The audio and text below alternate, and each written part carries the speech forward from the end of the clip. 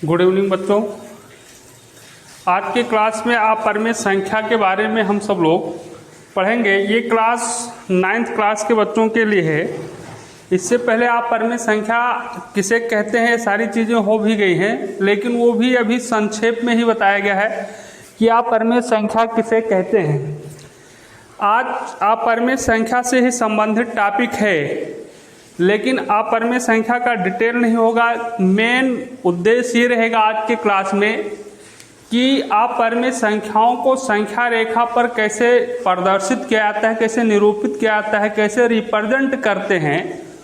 तो फिलहाल अपरिमेय संख्या के बारे में आप सभी लोग जानते हैं, जिन संख्याओं को हम P/Q के रूप में नहीं लिख सकते हैं या P/Q के रूप में नहीं व्यक्त किया जाता है, उन्हें हम अपरिमेय संख्या कहते हैं। तो ये जो P/Q होता है, इस रूप में अगर ना लिखी जाए कोई संख्या तो वो अपरिमेय संख्या कहलाती है। अब बात हम इससे पहले वाले क्लास में भी किए थे कि कौन सी ऐसी संख्या जिसे P/Q के रूप में नहीं लिख सकते हैं। तो कुछ संख्याएं हैं, उनकी चर्चा अगले क्लास में की जाएगी, लेकिन इससे पहले क्योंकि आज की क्लास में हमें अपरिमेय संख्याओं को संख्या रेखा पर निरूपित करना सीखना है।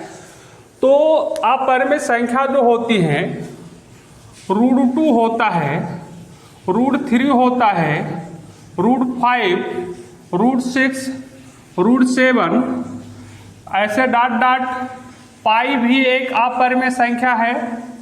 और फिर क्या है 0.1010010001, फिर ऐसे इस प्रकार की जो संख्याएं होती हैं वो अपरिमेय संख्या होती हैं। पाई के बारे में हम थोड़ी सी चर्चा करते हैं। ये जो पाई होता है, ये किसी वृत्त के परिध और व्यास का अनुपात होता है, रेशियो है। वैसे संक्षेप पाई का मान 22/7 भी लिखा जाता है। पाई का मान 22/7 होता है। तो 22/7 तो परमेय संख्या है, परमेय संख्या है। लेकिन ये ध्यान रखना कि पाई जो है अपरिमेय संख्या है, अपरिमेय संख्या है। क्योंकि जब हम 22 को 7 से डिवाइड करेंगे तो उसका जो मान मिलेगा वो अशांत और अनावर्ती दशमलव वाला मिलेगा, इसलिए अपरिमेय संख्या होती है। तो अभी तो आपको इतने सीखना है कि पाई अपरिमेय संख्या और 22/7 परिमेय संख्या, जबकि 22/7 पाई का ही वैल्यू है, मान है। लेकिन कारण और फिर डिटेल में देखा जाएगा। तो बात ये हुई अपरिमेय संख्या की, ये टाइप की परिमेय संख्या। आज की क्लास में हम √2 और √3 को संख्या रेखा पर प्रदर्शित करना सीखेंगे। इससे पहले थोड़ा सा हम अपरिमेय संख्या पर की इतिहास, जो हिस्ट्री है इसकी, कैसे अपरिमेय संख्या की खोज हुई, इसके बारे में चर्चा कर लेते हैं। तो आपने देखा था परिमेय संख्याओं में ये बताया गया है कि अगर दो परिमेय संख्याएं हैं तो उनके किन्हीं भी दो परिमेय संख्याओं के बीच असंख्य मतलब अपरिमित रूप से अनेक परिमेय संख्याएं होती हैं। उनके बीच परिमेय संख्या ज्ञात करना भी आप सभी लोग सीख चुके हैं। अब बात ये होती है कि जो दो परिमेय संख्या है उनके बीच परिमेय संख्याओं के अलावा और कोई संख्या क्या है, तो अपरिमेय संख्या भी है। और आज से बहुत समय पहले, लगभग 400 ईसा पूर्व, ग्रीक देश के एक गणितज्ञ और दार्शनिक थे। ग्रीस देश के गणितज्ञ और दार्शनिक थे, जिनका नाम आप सब लोग जानते हैं, पाइथागोरस। और पाइथागोरस के कुछ फॉलोअर्स थे, अनुयायी थे। उन्होंने √2 को, केवल √2 की बात करते हैं, मतलब पाइथागोरस परमे तो उनका कथन है। पाइथागोरस के फॉलोअर्स, अनुयायियों ने ये बताया कि √2 एक अपरिमेय संख्या है, अपरिमेय संख्या है। ये किसने बताया? पाइथागोरस के अनुयायियों ने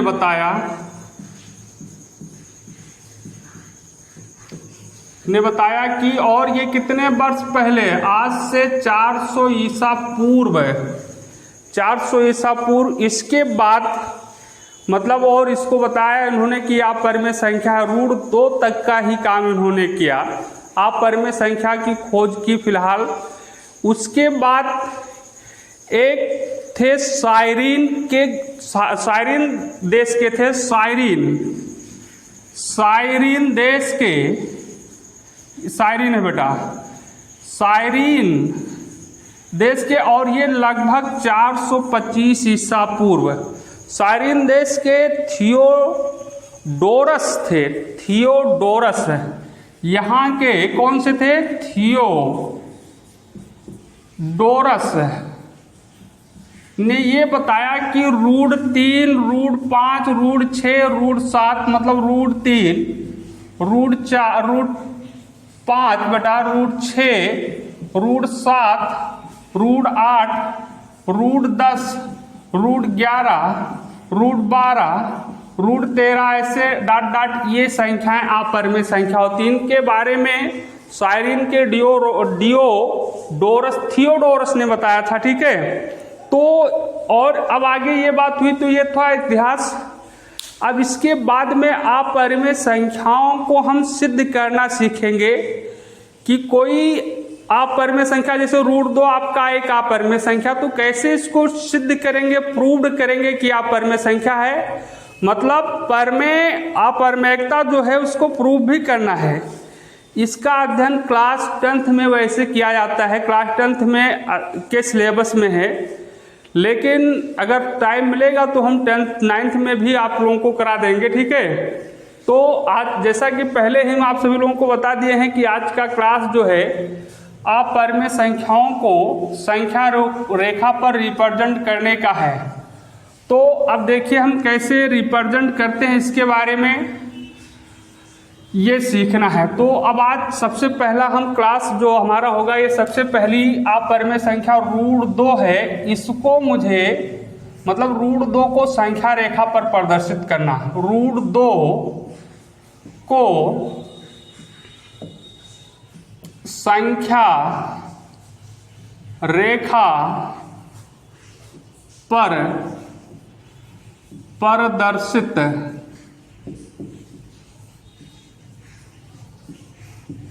करना है। मतलब रूट 2 को हम सबसे पहले, फिर रूट 3 को प्रदर्शित करेंगे, किस प्रकार से संख्या रेखा पर प्रदर्शित की जाती है, ये सारी चीज़ें हमें आज सीखना है, ठीक।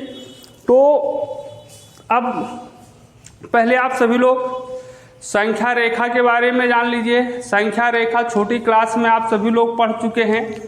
तो छोटी क्लास में पढ़े, एक संख्या रेखा होती है, ये नंबर लाइन होता है, इससे आप परिचित नहीं, सब लोग पहले जानते हैं। और इस पे प्राकृतिक संख्याओं को भी प्रदर्शित करना सीखा है, पूर्णांक को भी प्रदर्शित करना सीखा है, परिमेय संख्या को भी प्रदर्शित करने सीखा है।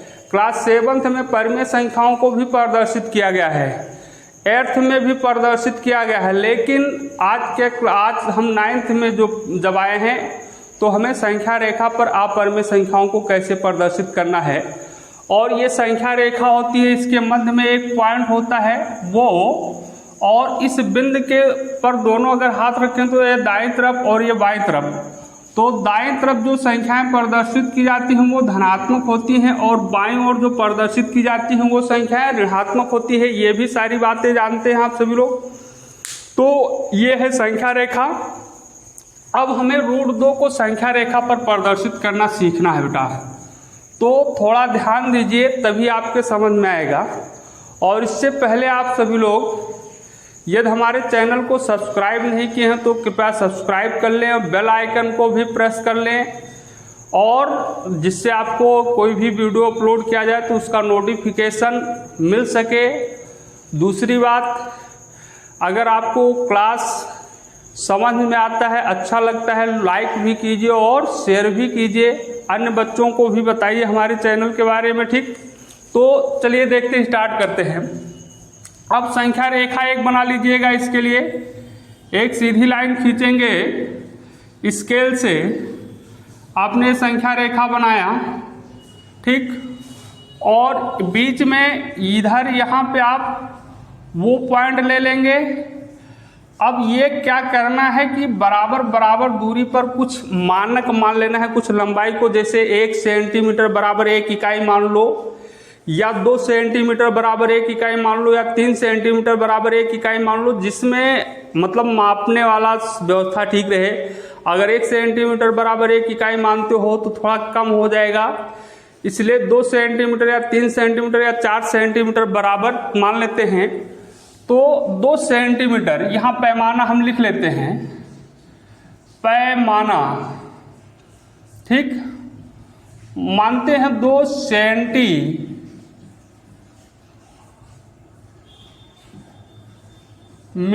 बराबर होगा 1 इकाई माना गया है। 2 सेंटीमीटर बराबर क्या माना, 1 इकाई। तो यहाँ से 1 इकाई पर मतलब 2 सेंटीमीटर चलेंगे तो 2 सेंटीमीटर यहाँ से जो भी आप मानेंगे। अगर 3 सेंटीमीटर बराबर 1 इकाई मानते हैं तो 3 सेंटीमीटर की एक दूरी पर एक बिंदु लगा लेना, ये 1 हो जाएगा। मान लेते हैं ये पॉइंट ये है, फिर ऐसे यहाँ ऐसे निशान लगा लेंगे, ये पॉइंट आपका बी हो जाएगा, दूसरा भाग होगा। ऐसे इधर जाओगे तो बेटा माइनस में आएगा, तो ये -1 हो जाएगा, समान उतनी ही दूरी पर। ये काम तो हमारे ख्याल से कर लेंगे आप लोग। एक संख्या रेखा बनाया, लाइन स्केल से खींच लिया बिना किसी माप के, ठीक है, इस संख्या रेखा की कोई माप नहीं है। उसके बाद बीच में कहीं पर एक बिंदु आप इंडिकेट कर लीजिए और उस पॉइंट को वो से रिप्रेजेंट कर दीजिए। उसके बाद वो से 1 इकाई दूरी पर एक निशान, फिर 2 इकाई दूरी पर, फिर ऐसे अगर आपके पास जगह तो 3 इकाई दूरी पर, 4 इकाई पर आप निशान लगाते चले जाइए। मैंने पैमाना पहले ही बता दिया कि 1 इकाई 1 सेंटीमीटर बराबर 1 इकाई, 2 सेंटीमीटर बराबर 1 इकाई, 3 सेंटीमीटर बराबर 1 इकाई, 4 सेंटीमीटर बराबर 1 इकाई, जिसमें आपको अच्छा लगे वो मान सकते हो, कोई दिक्कत नहीं है। इंच में भी मान सकते हो। तो ये बात थी। अब मान लिया गया, अब आपको हमें √2 को प्रदर्शित करना है। तो √2 हम एक वर्ग की आकार में, जैसे एक वर्ग होता है, वर्ग आप जानते हैं जिस एक प्रकार का क्वाड्रिलेटरल होता है, चतुर्भुज होता है, एक प्रकार का एक ऐसा चतुर्भुज होता है जिसकी चारों भुजाएं आपस में बराबर होती हैं तथा प्रत्येक कोण 90 डिग्री होता है। अगर कोई वर्ग कि प्रत्येक भुजा 1 इकाई की हो, 1 इकाई की हो, ये भी 1 इकाई, ये भी 1 इकाई, ये भी 1 इकाई, तो इसका जो विकर्ण होगा वो √2 होगा, क्योंकि ये समकोण त्रिभुज हो जाएगा। तो इसको देखते हैं तो ये समकोण त्रिभुज बन रहा है। अब समकोण त्रिभुज अगर है तो समकोण त्रिभुज में ये लंब मान लेते हैं, ये कर्ण मान लेते हैं, ये आधार मान लेते हैं, तो ये कर्ण हो जाए। तो कर्ण निकालोगे, मान लेते हैं ये बी सी डी, तो हम AC निकालते हैं तो AC स्क्वायर बराबर क्या होता है, AB square plus BC square. तो AC स्क्वायर बराबर AB का मान देखो बेटा कितना है, 1 का स्क्वायर प्लस 1 का स्क्वायर। तो AC square is equal to कितना हो जाएगा, √1, यहाँ स्क्वायर हटा दे तो √1 का स्क्वायर 1 और 1 1 जोड़ लो तो कितना हो जाएगा 2, तो ये √2 होगा। तो मतलब ये समकोण त्रिभुज का विकर्ण, मतलब एक समकोण त्रिभुज बनेगा।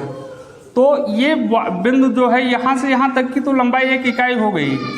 इस पर आप बिंदु ये पर 90 डिग्री का एंगल बनाते हुए, 90 अंश का कोण बनाते हुए 1 इकाई का एक रेखा खींचना है।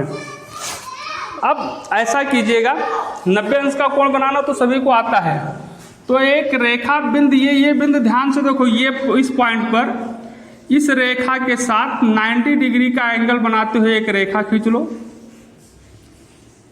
ये हो गया, ये आपका एक रेखा, ये लंबवत है। 90 अंश का कोण इस रेखा के बीच में। चांदा की सहायता से बना लो, पट्टी प्रकार की सहायता से बना लो, किसी की सहायता से बना लो, लेकिन चांदा और पेंसिल की सहायता से ही रहेगा। तो अब बात ये हो गई आपकी। दूसरी बात, ये भी 1 इकाई का होना चाहिए। तो 1 इकाई कितना हुआ, इतनी लंबाई का। तो इसके लिए आप करेंगे क्या, एक प्रकार लो, प्रकार में पेंसिल फिट कर लो और प्रकार की नोक वो पर रखो। कहाँ पे, वो पर। और वो पर रखने के बाद में पेंसिल की नोक ये पर, इस बिंदु पर, ये पर। बात समझ रहे हैं। प्रकार की नोक वो पर, पेंसिल की नोक ए पर।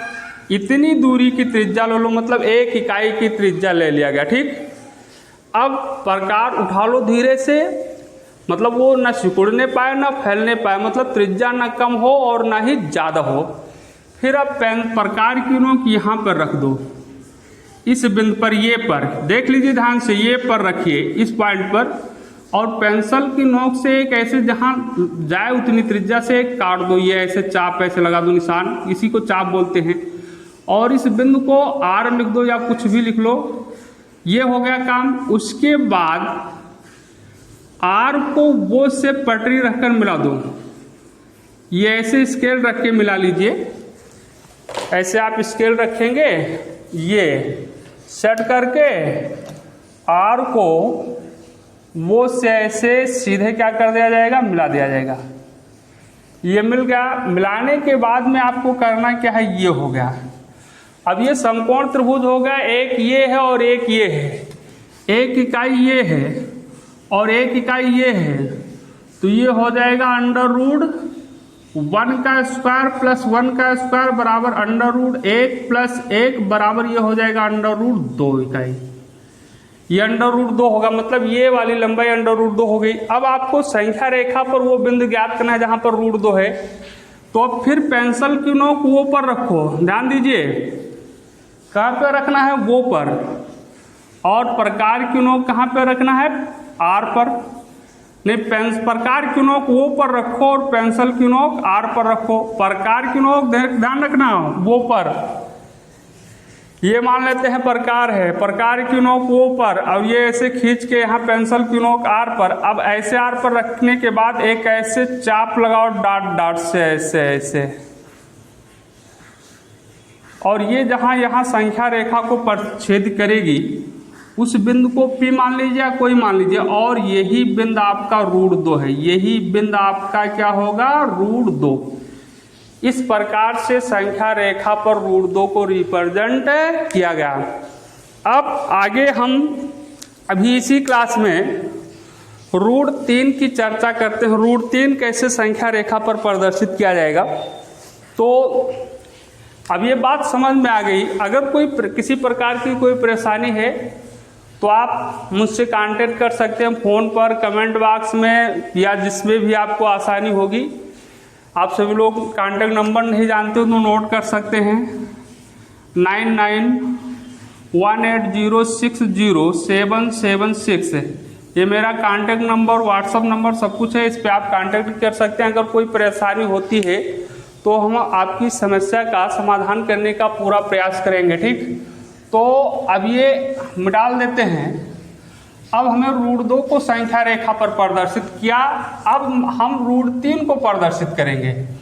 √3 को संख्या रेखा पर कैसे प्रदर्शित किया जाएगा, इसके लिए भी हम एक क्या बनाएंगे, संख्या रेखा नंबर लाइन, ये बना लिया गया। ठीक है, ठीक, इधर की ओर तीर का निशान लगा दिए और इधर की ओर तीर का निशान लगा दिए। ये आपको करना, यहाँ आपका पॉइंट हो गया क्या, वो। अब यहाँ भी, इसमें भी आपको एक इकाई कुछ पैमाना ले लेना है। चलिए हम वही पैमाना ले लेते हैं, 2 सेंटीमीटर बराबर एक इकाई मान लियो, तो उसी लंबाई को लेते हैं। यहाँ एक इकाई मेरा ये हो गया और ये हो गया 1, ये हो गया ये बिंदु और ये हो गया बे बिंदु। ठीक, 2 इधर करेंगे, लगाएंगे, इससे हम निशान लगाएंगे तो ये -1 हो जाएगा, इससे मतलब नहीं है। ठीक, अब मुझे √3 को प्रदर्शित करना है, तो √3 को हम कुछ इस प्रकार से लिख सकते हैं। √3 को √2 का स्क्वायर प्लस 1 का स्क्वायर, तो ये हो जाएगा √2 का स्क्वायर 2 ही होता है, प्लस 1 होता है, तो ये क्या हो जाएगा √3। इस फॉर्म में प्रदर्शित करेंगे। तो मतलब √2 को प्रदर्शित करने के लिए पहले, √3 को संख्या रेखा पर प्रदर्शित करने के लिए पहले √2 वाला सारा काम करना है। तो पहले √2 वाला काम करना आपको आता है, सीखे। तो करना ये है कि अब आप एक इकाई पर, ये हो गया एक इकाई, यहाँ से यहाँ तक का हो गया। अब आपको बिंदु ये पर, मतलब इस बिंदु से 90 डिग्री का कोण बनाते हुए एक रेखा खींच लेनी है, रेखा ये लंब खींच लेना है। मतलब 90 डिग्री का 90 अंश का कोण बनाते हुए 90 डिग्री का ये रेखा हो गया। अब फिर इसकी लंबाई भी 1 इकाई होनी चाहिए, तो प्रकार की नोक यहाँ रख लो, पेंसिल की नोक यहाँ इतनी दूरी की त्रिज्या ले लो, या 1 इकाई की जो है वो स्केल से नाप लो, पटरी से जो माने हैं 1 इकाई उसी से नाप लो, या आप प्रकार की नोक यहाँ रख लो और पेंसिल की नोक यहाँ रख लो, इतनी दूरी की त्रिज्या हो गई। ध्यान से देखिएगा, फिर प्रकार की नोक उठा लो वहाँ से। अब प्रकार की नोक यहाँ रखो, पेंसिल की नोक से यहाँ एक निशान लगा दो, चाप के द्वारा जितना होगा उतनी त्रिज्या का ही। और ये बिंदु R मान लीजिए, R को इससे वो से क्या कर दो, मिला दो। ये आपका हो गया 1 इकाई और 1 इकाई ये हो गया, और ये हो गया √2। अब हमें √3 चाहिए, तो अब थोड़ा ध्यान देने की बात है। √2 वाली तो पहले वाली बात थी, अब √3 को कैसे प्रदर्शित करेंगे ये देखना है। तो देखो ये रेखा जो OR है, वो R इस रेखा से 90 अंश का कोण बनाते हुए 1 इकाई खींचना है। इस रेखा पर 90 अंश का कोण बनाना है। किस रेखा पर? वो R पर 90 डिग्री का एंगल बनाते हुए एक रेखा खींचनी है, ठीक है। तो ये अब आप 90 अंश का कोण बनाते हुए एक रेखा खींच दीजिए। ये 90 डिग्री का एंगल बनाते हुए ऐसे खींच दिया गया। चांदा की सहायता से या पटरी जिसकी सहायता से आपको ठीक लगेगा, सुविधा जिसमें होगी, ये हो गया बेटा, ये हुआ।